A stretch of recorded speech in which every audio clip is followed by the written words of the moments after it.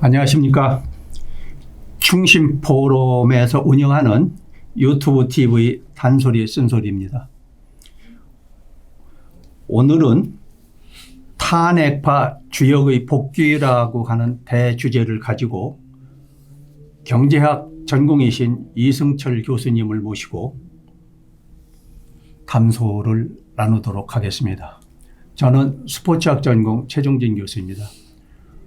서울서 여기까지 오시느라고 네. 너무 고생하셨습니다. 별 말씀을요. 고맙습니다. 불러주시면 와야죠. 나는 정말 우리 이 교수님한테 너무 죄송하고 고맙기만 하고 별 말씀. 한 주 안 보면 뭐 그거 진짜 뭐 하나 꼭 빼놓고 간 것 같아. 그러고서 뭐 어떻게 한다고 해놓고 또 말씀 상해 드릴 것도 있었는데 못 드리고 이제 그러면서 한 2주가 팍 지나가는. 그래도 항상 전화 주시잖아요.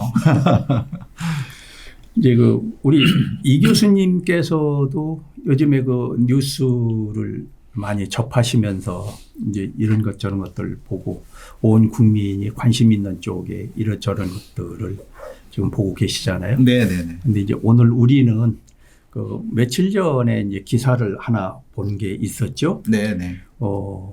정치 세계에서 이미 떠나간 줄 알고 또 이미 이 단에서 내려온 줄 알았던 전 국회의원 김무성 국회의원이 네네. 부산에서 뭐 출마하겠다고 기자회견을 했다는 얘기를 들었거든요. 네네. 출마 선언을 했습니다. 그게 사실입니까? 네네네. 국회와 국회의원이 국민들을 못되게 하고 우리나라를 잘못되게 한다. 그래서 내가 가서 이것을 고쳐야 되겠다. 그런 취지였던 걸로 저 기억을 합니다. 뭘 그 사람이 고칠 게 있을까? 글쎄요, 이제 육선을 했던 국회의원이기 때문에 자기 생각에 마음에 안 드는 것들이 있는 모양이죠. 특히 여가 아주 작은 위치, 야가 큰 야대 여소 국회에서 되는 게 하나도 없다고 생각을 했겠죠. 왜냐하면 박근혜 정부 때 아무래도 당대표도 하고 여러 가지 역할을 했기 때문에 마음에 안 드는구나 하는 생각을 할 수 있다고 저는 생각을 합니다. 그러면 이 교수님. 네네. 그러면 오늘 작은 주제를. 네네네. 김무성. 네네.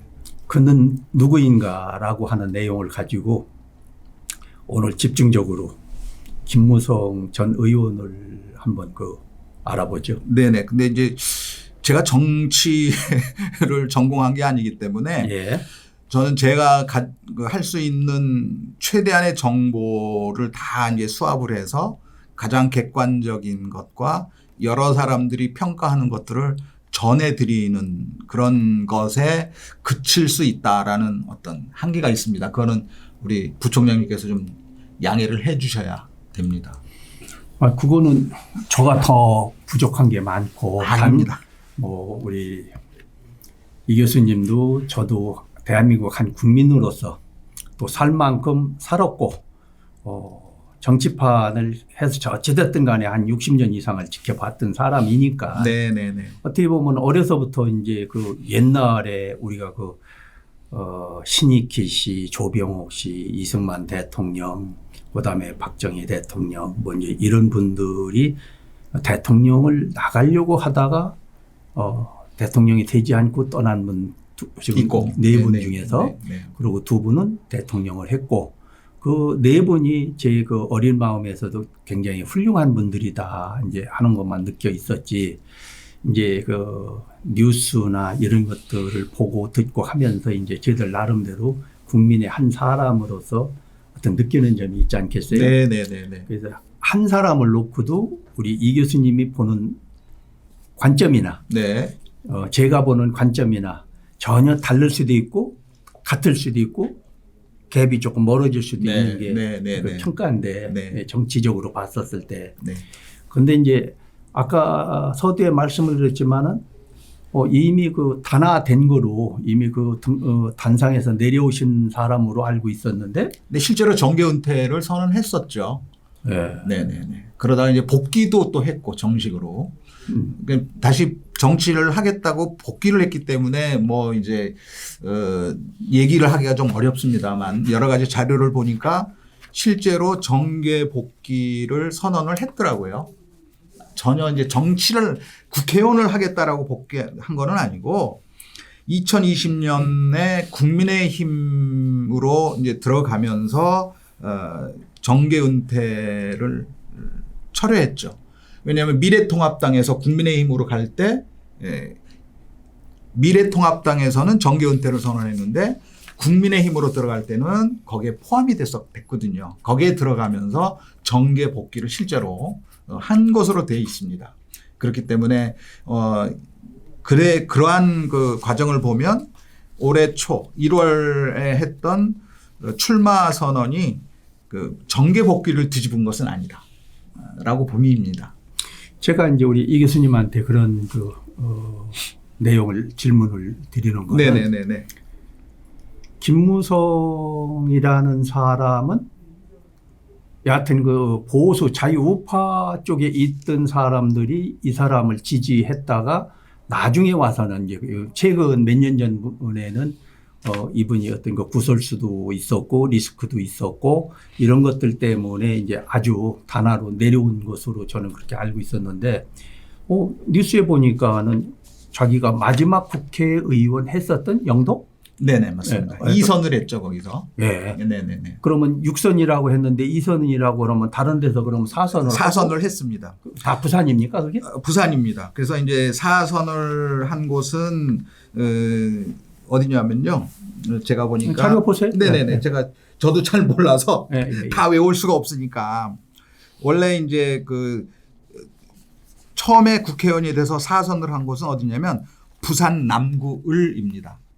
네. 부산 남구을에서 출마를 해서 당선이 된 후에 4선을 하고 그다음에 이제 지금 말씀 영도구로 가는 것은 재보궐선거에서 당선이 돼서 거기서 2선을 합니다. 재보궐선거를 한 번, 그다음에 그다음 선거에서 한 번. 그래서 2선을 하는 거죠. 그러니까 쉽게 해서 0.5 하나 했고 1선 하나 했고 그런 거네. 보궐이면 0.5 아니야? 그 당시에는 굉장히 좀 스피드했기 때문에 그 0.5라고 다 그냥 몇 대 국회의원이라고 나오니까 그냥 6선. 아니 보궐 들어가면은 재보궐 들어가면 그렇죠. 재보궐 그러면 네네네. 그거 1선으로 안 치고 0.5로 근데 치잖아. 본인들은 치나 봐요.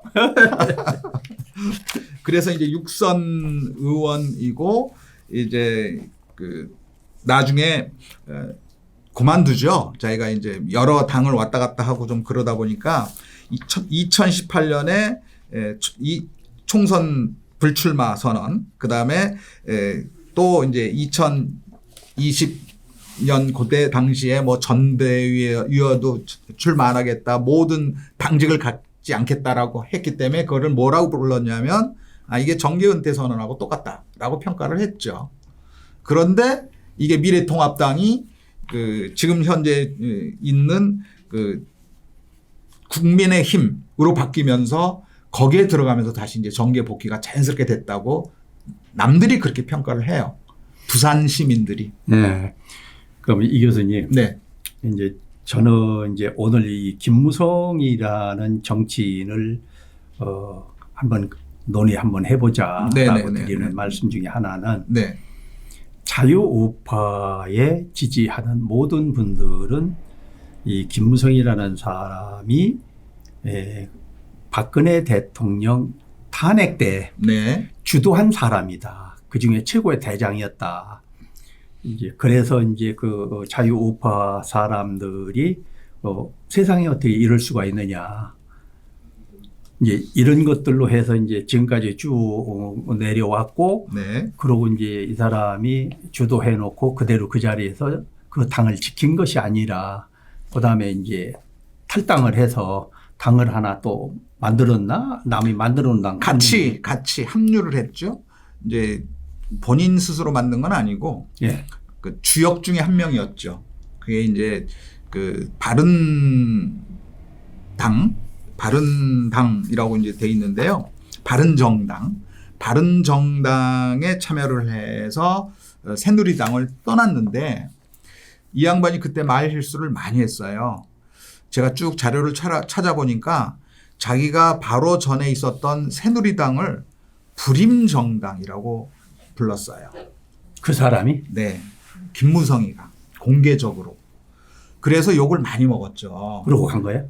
네. 나와서 바른정당으로 가서 얼마 안 있다가 그 새누리당을 불임정당, 다시 얘기해서 새로운 걸 만들지도 못하고 대통령도 만들 수 없다라는 뜻으로 이제 한 거라고 해요. 다시 얘기해서 정권을 잡을 수 없기 때문에 불임이다라고 한 것인데, 이런 것을 보면서 저는 김무성이라는 분이 새누리당에서 그렇게 당권도 돼 있고 대선 후보까지로 가 있다라고 판단했던 사람이 저렇게 표변할 수 있는가를 보고, 야, 역시 정치는 생물이다.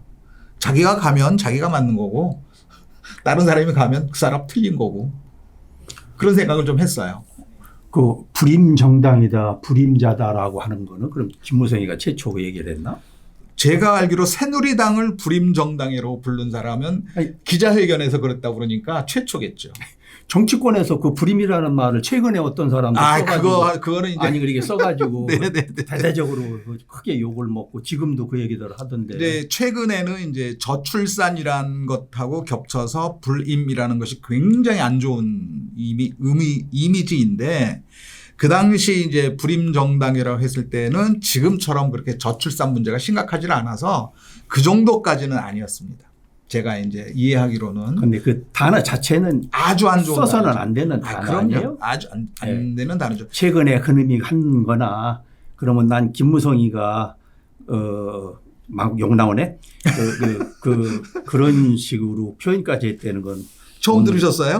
우리 이 교수님이 지금 제가 쭉 찾아보니까 그런 자료가 자료 다 있더라고요. 표현해서 가르쳐 주셔서 아는 거죠. 고맙습니다. 별 말씀을요. 그러면은 이제 처음에 제가 그 말씀을 드린 대로 그러면은 이제 그 김무성이가 그 이번에 다시 등단하겠다고 하는 특별한 이유가 뭔 것 같아요? 우리 이 교수님께서 보기에는? 제가 봐서는 이제 뭐 자기가 뭘 하겠다라는 생각은 없을 거예요. 왜냐하면 그 양반이 뭐 대선 후보가 될 만큼 국민적 지지를 가지고 있는 것도 아니고 국민의힘에서 무슨 요직을 맡을 수 있을 정도로 그 어떤 그 계파의 탄탄한 지지가 있는 것도 아니며, 그리고 여러 가지 구설수에 올라서 그 사람이 어떤 전면에 나섰을 경우에 그 사람을 승리하지 못하게 만들 수 있는 건이 굉장히 많거든요. 그럼에도 불구하고 이렇게 나오겠다는 것이 그런 건 아니고, 아마 부산 영도구라는 곳에서 이 양반이 명예회복을 마지막으로 한번 노려보는 게 아닌가라는 생각이 들어요. 왜냐하면 이 윤석열 정부에 들어와서도 이 양반이 뭔가를 할 것이다라는 예측이 많았었는데 그게 한 번도 된 적이 없거든요. 한 번도 된 적이 없어요. 그러니까 또 다른 자기랑 비슷한 위치에 있었던 또 다른 유승민 전 국회의원 같은 경우에는 뭐를 좀 할 것이다, 뭐를 시켜보겠다, 그다음에 실제로 뭐 경기도지사에 출마했다 이런 게 있잖아요. 그런데 김무성은 전혀 없었어요. 그러다 보니까 본인의 어떤 그 마지막 그 명예회복 이런 차원이 아닐까라는 생각을 저는 합니다. 그래서 이 많은 사람들이 노욕이다. 나이가 많아서가 아니라 이제 딱 인생의 정치 인생의 끝부분에 가서 욕심을 부리는 거 아니냐. 뭐 연세야 뭐 100세 시대에 73세면 그렇게 연령 때문에 비판을 받을 만큼은 아니라고 저는 판단하거든요. 그러니까 이제 그런 의미에서는 이 양반이 마지막으로 자기가 이런 기회를 한번 잡아보고 싶지 않을까라는 생각을 합니다. 특히나 부산이 이제 굉장히 많은 이제 변동이 있어요. 그 변동 중에 하나가 이제 하태경이라는 국회의원이, 삼선인 국회의원이 서울 종로에 출마하겠다라고 이제 험지 출마론을 내세워서 없어졌잖아요. 그러다 보니까 이 부산이라는 곳이 그 보수 정당과 야당이 굉장한 격전지처럼 느껴지고 있어요. 그러다 보니까 자기가 나가면 한 석이라도 뺏어올 수 있지 않을까라는 어떤 아주 자기만의 어떤 생각을 펼치지 않았나 그런 생각이 듭니다. 그러니까 우리 이 교수님하고 저거 지금 드리는 말씀은 평국민의 입장에서 네네네. 이제 그 색다른 뉴스가 나왔으니까 또 그동안에 그 사람에 대해서는 여러 얘기가 들었는데 전혀 그 예기치 않은 일들인데 명예회복 차원에서 등단했다? 명예회복하는 방법이 그 방법밖에 없을까? 그 사람 입장에서는 여러 가지 방법이 있을 것 같은데 옛날에 내가 이런 일은 잘못했다. 이런 일은 잘했다.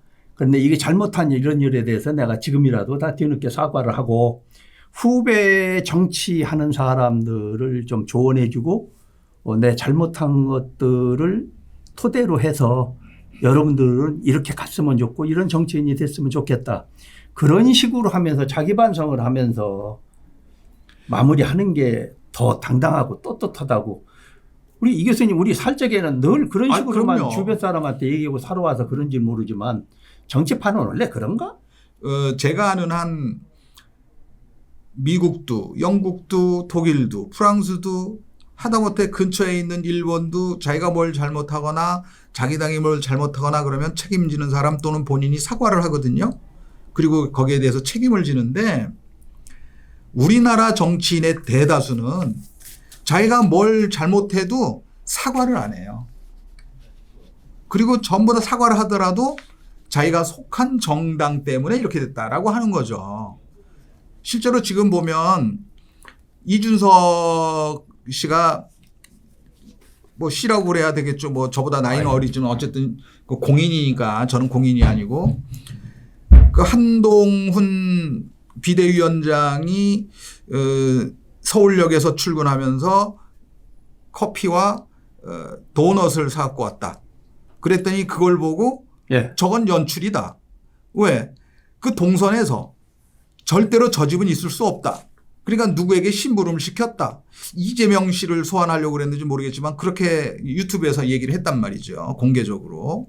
그런데 그게 집에서 오는 게 아니라 지방에서 출장 갔다가 지방에서 오면서 서울역에 있는 그 점포에서 직접 샀다라는 게 증명이 됐거든요. 그러니까 이준석이가 한 얘기하고는 전혀 다른 그림이네. 네네네. 노선이 다르고. 네, 뭐 자기가 또 나와서 변명도 했어요. 내가 뭐 찍어서 했더니 그 근처에는 그렇게 그 동선에 없다고 했는데 그건 웃기는 것이고 더욱 중요한 게 뭐냐면요. 자기는 이런 것을 가지고 사과할 일이 없다. 왜냐하면 이런 거 얘기할 수 있다라고 얘기하는 거죠. 그러니까 그래 놓고 남이 뭐라고 자기에 대해서 비판을 하고 비난을 하면 그 평가를 하면 길길이 뛰잖아요. 본인은. 그게 이게 참 전 납득이 안 가는데 우리나라 정치인들이 현재도 그래요. 가장 뭐 잘 나간다는 사람들도 잘못했다는 얘기를 하지 않아요. 뭐 이준석 씨를 굳이 얘기할 필요도 없죠. 뭐 여러 사람들이 그렇잖아요. 무슨 발언을 하거나 뭘 해도 잘못했다는 얘기를 절대로 안 하고 가만히 있어요. 그러니까 이제 그게 옛날부터 뿌리가 있었다는 거죠. 뿌리가 있었다는 거예요. 거기에 김무성 씨도 한 번도 자기가 잘못했다는 얘기를 한 적이 없어요. 그러니까 그 우리 부총장님이나 저처럼 내가 과거에 뭘 잘못했고 그걸 가만히 속으로 하고 있다가 새로운 국면이 접어들려면 내가 죄송합니다.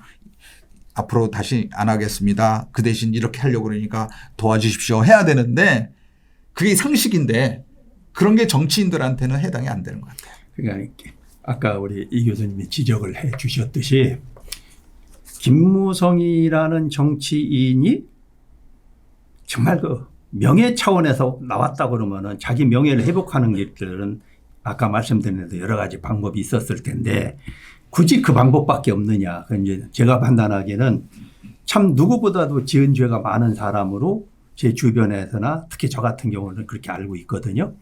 오늘은 뭐 기사가 그렇게 나왔고 그 사람의 등단한다고 그랬고 그러면 이제 김무성 그는 누군가라고 하는 쪽으로 오늘 그 주제를 가지고 좀 하시는 것 같아서. 네네네 알겠습니다. 네. 다음에 이제 뭐 유승민이 그다음에 뭐 지금 얘기는 이준석이도 걔도 뭐 국회의원은 아니었지만 걔도 같이 탈당했다 같이 거기에다 같이 왔고 또 걔가 거기 있었을 때 걔하라고 해도 돼요? 미안한 얘기지만 그 뭐 잘 아시겠지만 제 첫 제자가 지금 70이니까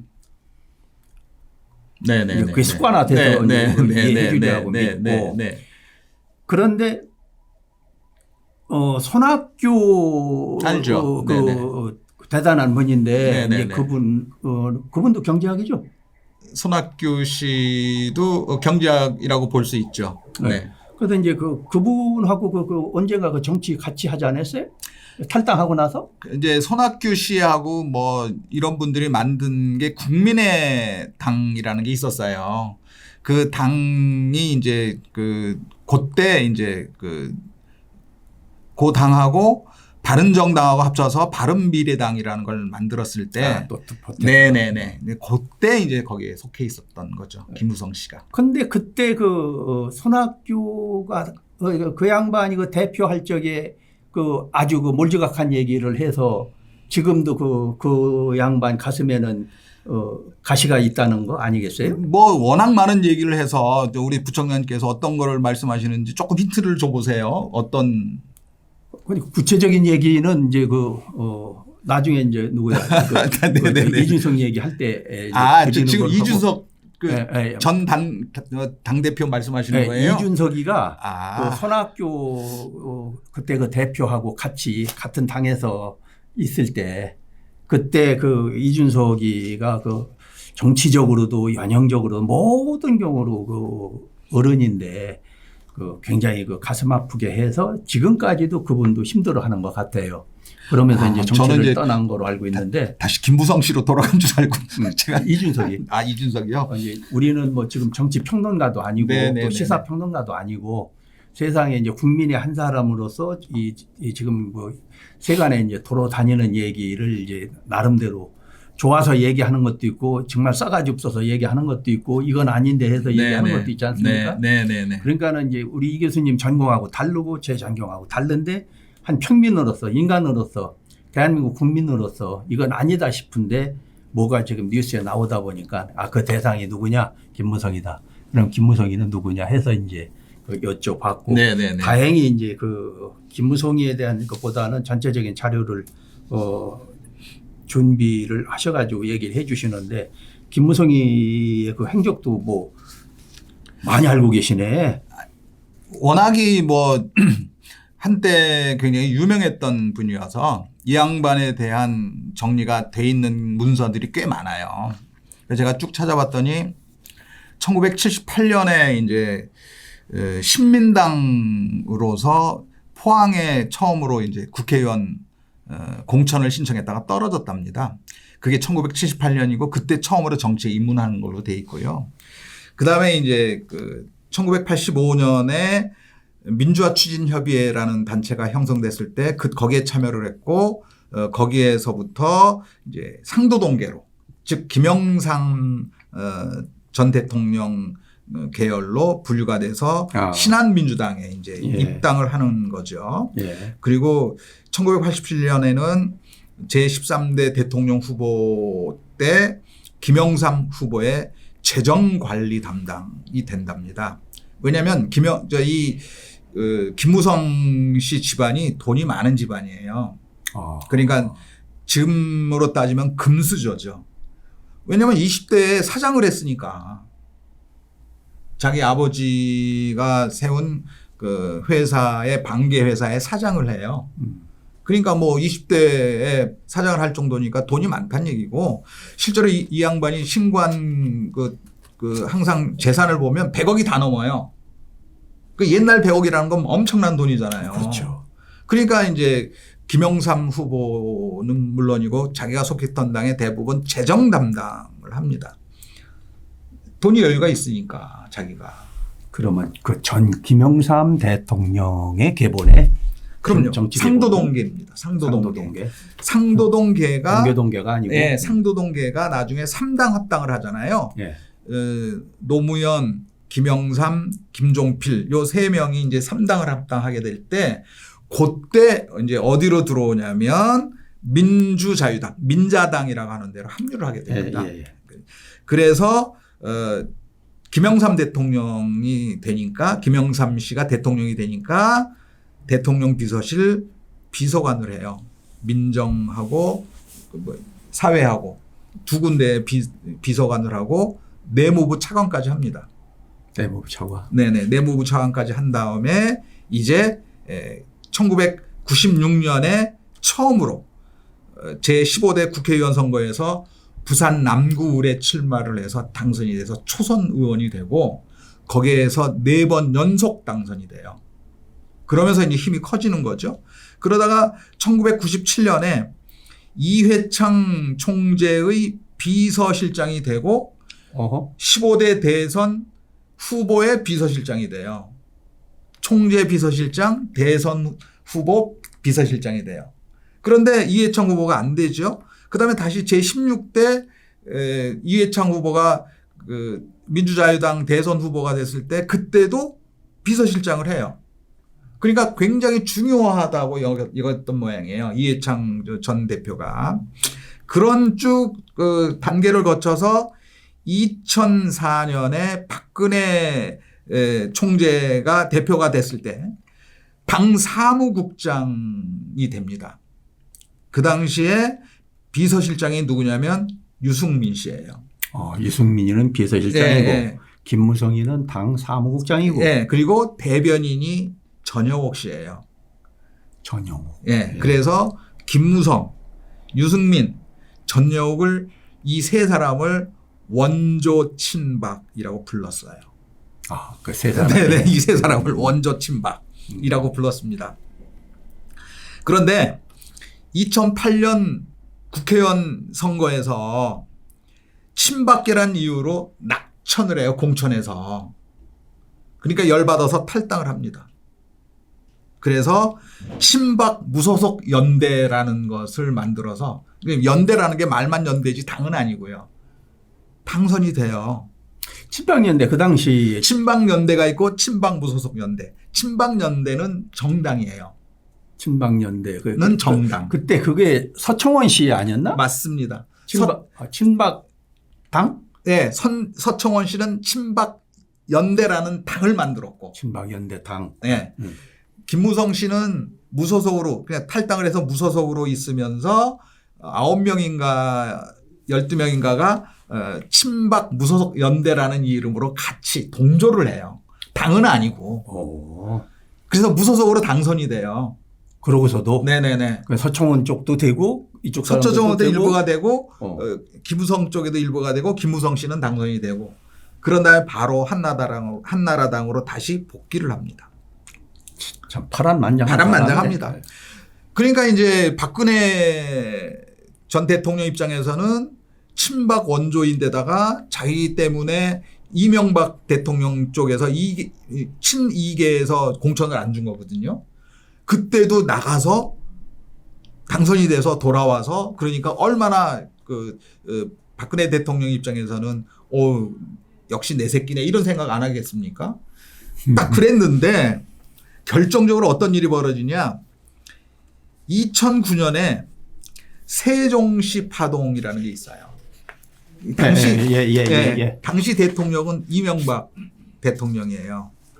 그 전에 이미 국회에서 다 통과가 된 세종시를 어떻게 하겠다는 원안이 있어요. 그런데 이명박 씨가 수정안을 내세워서 이렇게 가야 되겠다라고 했을 때 박근혜 당대표는 수정안을 반대했어요. 원안 사수였어요. 그거를 하자고 했었던 거는 그 당시 대통령 후보였던 그 노무현이가 그 제안을 해서 그렇죠. 그게 시작이 된 거 아니에요? 시작이 된 것이었고 3당이 합의를 해가지고 이제 그게 된 거거든요. 세종시 안이. 그걸 대통령이 된 이명박 씨가 이거를 수정안을 내서 하려고 그러니까 박근혜 당대표는 반대를 했죠. 그런데 김무성 씨가 수정안에 찬성을 합니다. 친박인데. 친박이라고 그러는데 그래서 박근혜 대통령하고 소원해져요. 네. 역사가 또 그렇게. 네, 역사가 그렇게 돼 있습니다. 그런데 재미있는 건 뭐냐. 2012년 박근혜 비대위원장 시절에 19대 공천을 할 때 박근혜 당시 비상대책위원장이 얄밉잖아요. 얄미운 게 아니라 자기 생각에 반대했으니까 낙천을 시켜요. 그때 나간 사람들이 많아요. 무소속으로 나간 사람들이. 그런데 또. 김무성이는 안 나갔어요. 이유가 뭐냐? 그거 끝나자마자 바로 18대 박근혜 대통령 대선 후보 총괄 선대본부장이 돼요. 그건 제가 잘 알아요. 네. 아시는구나. 네. 그래가지고 김무성 씨가 화려하게 어떻게 보면 박근혜 친박에서 벗어나다가 다시 친박으로 화려하게 복귀하는 거죠. 그래서 거기서부터 난 기억이 조금 네네네. 얘기 좀 해보시오. 그런데 이제 아까 말씀드렸듯이 낙천했으니까 국회의원을 못할 거 아니에요. 그런데 아까 말씀드렸듯이 영도구에서 국회의원 당선자가 정치자금법인가 뭐로 해서 당선 무효가 돼요. 거기에 재보궐선거에 이제 선대위원장 됐으니까 거기에 나갑니다. 그래서 당선이 돼요. 그래서 국회의원을 계속 이어가는 거죠. 아주 재미있죠. 그런 다음에 진짜 화양연화가 시작되는데 2014년에는 새누리당 전당대회에서 대표 최고위원에 당선이 됩니다. 일단 꿈은 이뤘네. 네.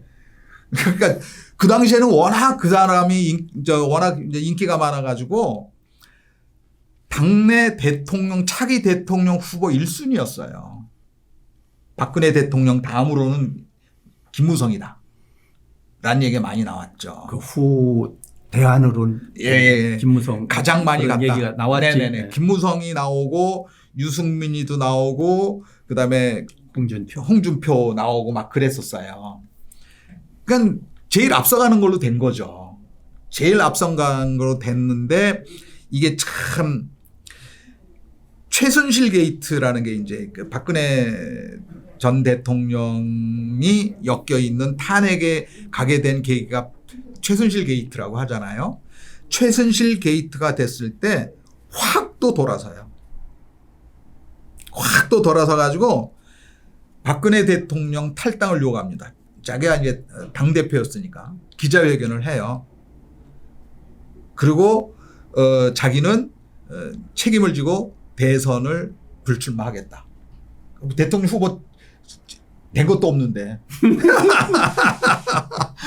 그리고 시오들 하네 진짜. 박근혜 대통령 탄핵을 추진하겠다.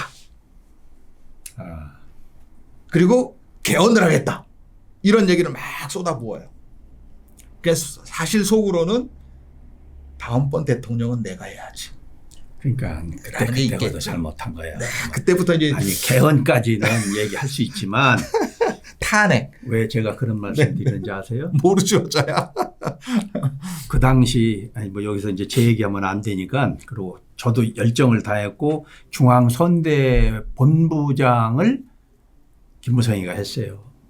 그리고 충청남도는 누구누구가 선대위원, 저도 공동 선대위원장을 같이 하면서 했는데 국민이 자유우파를 지지하고 살아가는 사람이 만들어 놓은 대통령을 지네들 몇 명이 탄핵을 했다고 하는 것이 저는 지금도 인간으로서 그건 쓰레기다. 그렇게 보는 거죠. 저 개인적인 생각입니다. 그런데 이제 우리가 이제 생각보다 너무 깊이 들어가다 보니까 이제 시간이 네, 많이 지났죠. 남지 않았는데 네.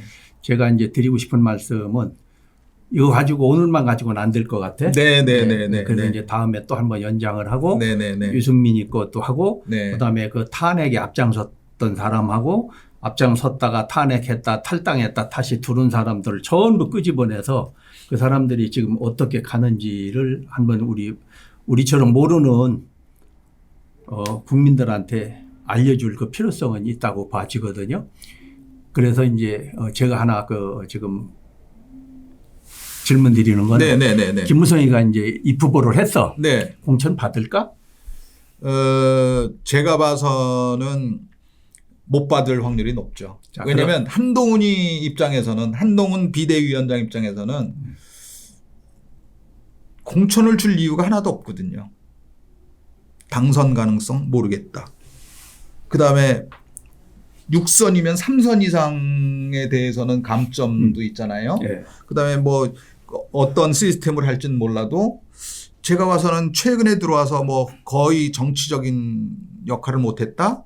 그다음에 지역구를 굉장히 잘 관리했다. 이것도 아니다. 물론 이제 그 지역에서 2선을 한 건 사실이지만 그렇다면 객관적으로 볼 때는 공천 받을 확률이 그렇게 높지는 않을 거다라는 게 제 개인적인 생각이에요.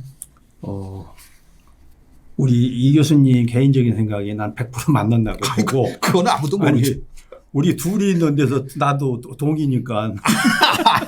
아니, 이거 전체 지금 요즘에 흘러나오는 얘기 봐서는 그렇게 될 수밖에 없어. 아니, 교수님하고 부총장님하고 저는 부분의 부분인데 부분을 가지고 하여튼 전체를. 아니, 그건 전문가들 그들이 하라고 그러고 네, 우리 그 평민이 생각했을 때는 이제 하여튼 그 어떤 시민의 입장, 국민의 입장에서는 그렇다. 자, 그러면은 이제 만약에 이제 저거를 공천을 안 해줬어? 네. 그러면 이제 기호 1번 나오겠지? 네. 2번 나오겠지? 3번도 나올 거예요. 무소속이 이제 아니요, 3번이 나와요. 3번도 나오나? 새로운 당. 하여튼 그런 나온다고 네, 보고. 네. 하여튼 좌우지간에 김무성이가 이제 다른 당이 많아요. 거기 공천을 후보로 내올 정당이 많아요. 만약 김무성 씨가 탈당을 해서 무소속으로 나오면 한참 뒤로 갈 거예요. 그러면 이제 김무성이하고 이제 무소속이 이제 김무성이도 나왔다고 하면 무소속으로. 네. 그러면 김무성이가 몇 프로 정도나 득표를 할 수 있을 것 같아요? 근데 이제 놀라웠게도 실제로 영도구의 재선 다음에 다시 이제 그 보궐선거 다음에 재선을 했을 경우에 득표율이 굉장히 높아요. 제가 지금 정확한 수치를 기억을 못 하겠는데 70%가 넘었던 걸로 저는 기억을 해요. 그 전에. 네. 재보궐선거 때도 거의 60%대라고 기억을 하거든요. 그런데 그 두 번째 영도구에서 두 번째 할 때는 거의 70% 가깝지 않았을까?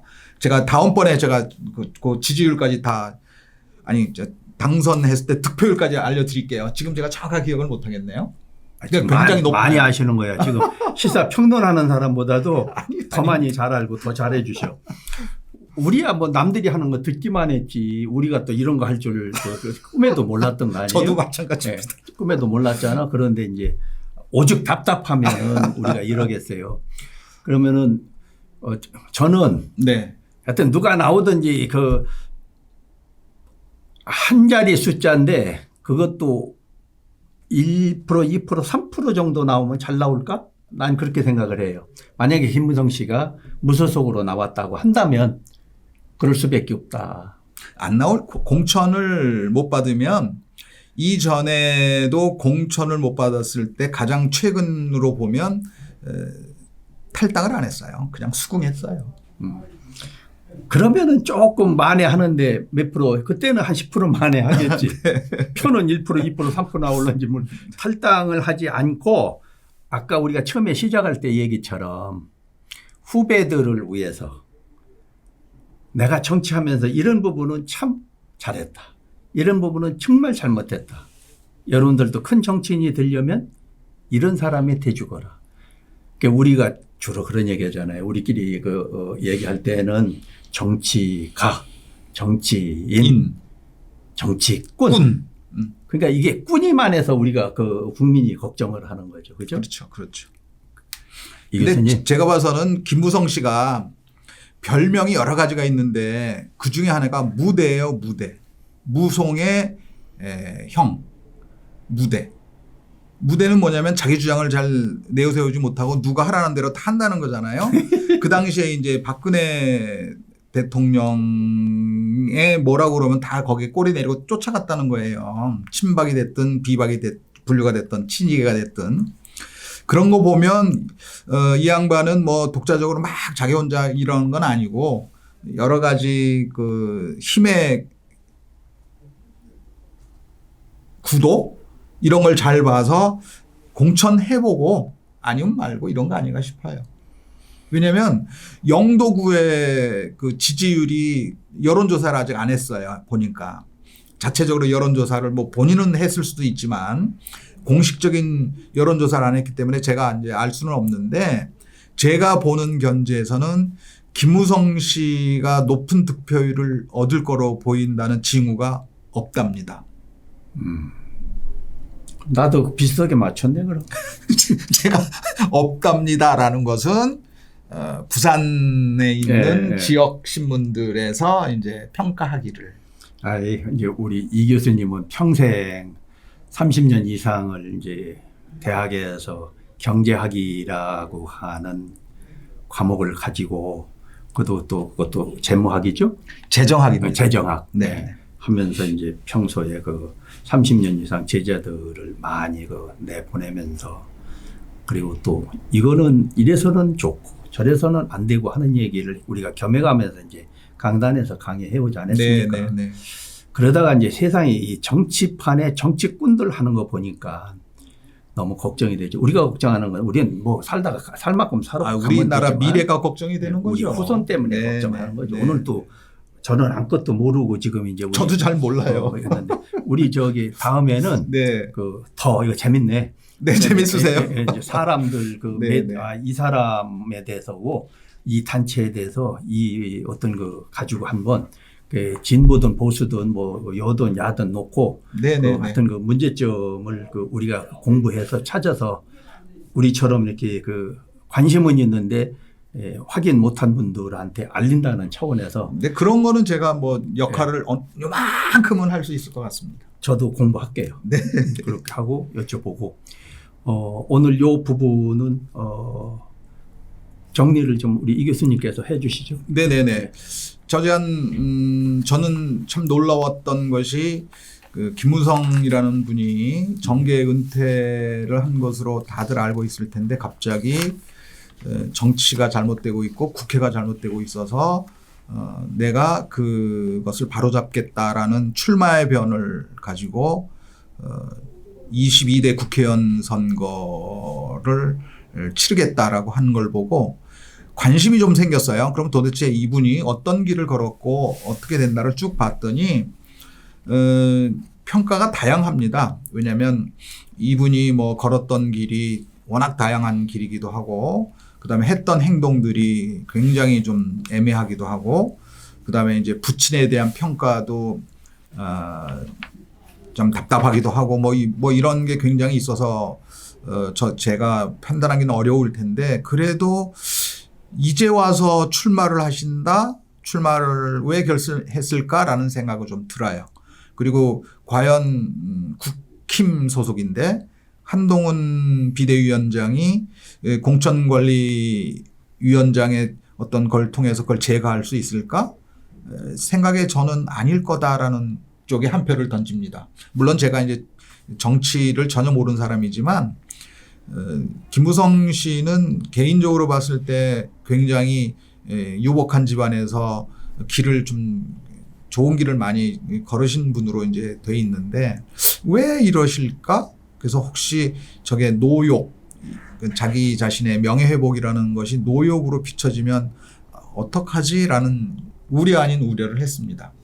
물론 이제 더 할 수 있을지 여기서 끝내야 될지는 제가 잘 모르겠습니다만 종합적으로 판단하기에는 너무 한 2, 3년간을 거의 묻혀 있던 분이거든요. 2, 3년간의 정치 활동은 거의 없었고 기사화되거나 어떤 이런 것들이 별로 없는 분이셨는데 왜 무슨 명예회복인지 잘 모르겠어요. 그 명예회복이 무엇인지도 잘 모르겠고 무엇을 얻기 위해서 출마하는지도 아까 말씀하셨듯이 잘 모르겠는데 어쨌든 국민의힘 공천 과정에서 좀 볼거리가 하나 생겼다. 이렇게 마무리를 짓고 싶습니다. 저는. 아유, 고맙고요. 네네. 이제 앞으로는 이렇게 하시죠. 경제학을 하신 한 국민 입장에서 정치판을 한번 우리도 알아보시잖아요. 그리고 저는 이제 스포츠학 전문한 사람으로서 정치판을 한번 알아보고 그래서 이제 경제와 정치, 스포츠와 정치, 뭐 학이라고 할 건 없고 이제 국민의 한 사람으로서 이건 아닌데 왜 그럴까? 이제 이런 것들도 우리 나름대로 한번 그 주변 얘기를 들어가면서 다음에 한번 더 재밌게 우리가 만들어 보고요. 네네네. 긴 시간 이렇게 그 준비를 하시지도 않은 상태에서 이렇게 그 제 질문에 이렇게 깊숙하게 그 답변도 주시고 해서 저는 너무 기뻤고 좋았고. 아이고, 죄송합니다. 익히 다양하게 이제 그 경제학을 하시다 보면 다양하게 공부 또 하시잖아요. 그런데 이제 사실 정치에 대해서 현장 정치에 대해서 우리는 큰 관심이 없었고 네네. 또 이런 사람이 대한민국 대통령에 대해서 나로부터 우리 후손들까지 참 행복하게 살았으면 좋겠다. 그러려면은 실력이나 능력이나 인성이나 그 싸가지로 봐서는 이런 사람이 낫다 하는 건 우리가 그 얘기해 오고 있었잖아요. 네네네. 그런데 그런 뜻대로 된 것도 있고 아닌 것도 있는데 앞으로는 이제 바른 정치를 할 수 있도록 우리는 욕이나 신나게 하시자고요. 욕보다는 이제 그 좀 객관적인 것을 보여드려야죠, 자꾸. 객관적이고 이게 팩트다라는 거를. 그러면 우리 이 교수님은 이제 정적인 학문을 해가면서 이제 그 깊은 학문을 넓고 깊은 학문을 하셨으니까는 그렇게 표현하시고 저는 이제 스포츠학을 했으니까 이제 동적으로 좀 하는 식으로 할게요. 알겠습니다. 대신 저도 조금은 이제 공부 사실 근거를 찾도록 노력을 하겠습니다. 네네네. 예. 아이고, 감사합니다. 감사합니다.